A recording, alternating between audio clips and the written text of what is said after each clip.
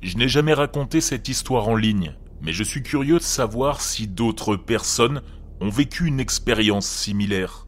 Je me souviens très bien de cette nuit-là. Je vivais à l'époque dans le sud de Londres. J'avais environ 8 ans et je jouais à Gran Turismo sur PlayStation 2. La belle époque.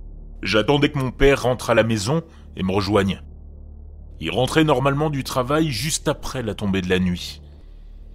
J'entends frapper à la porte, je mets le jeu en pause et je sors dans le couloir. Nous avions 2 portes d'entrée. Entre les deux, il y avait un endroit où l'on pouvait se déchausser, une sorte de sas avec une lumière au-dessus. La lumière, au-dessus, projetait une ombre sur la porte de toute personne se tenant dans ce petit espace. Mon père avait les cheveux longs, et je pouvais donc voir clairement l'ombre de ce qui ressemblait à des cheveux longs, mais aussi une ombre à côté de lui. Je me souviens d'avoir vu l'ombre osciller légèrement, de haut en bas, et j'étais intrigué alors que je me dirigeais vers la porte pour l'ouvrir. Supposant que c'était mon père qui rentrait à la maison, j'ai immédiatement ouvert la porte. Directement, dans mon champ de vision, je vois les os d'une main tenant fermement un bâton de bois. Dans ma vision périphérique, je distingue un panier vide, mais flottant et se balançant de haut en bas, juste au-dessous de sa taille. Il porte une robe entièrement noire, et je commence à observer sa main jusqu'à son visage.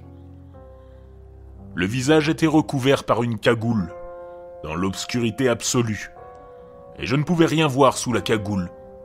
Juste sur le côté et au-dessus de sa tête, je pouvais apercevoir la lame métallique de la faux.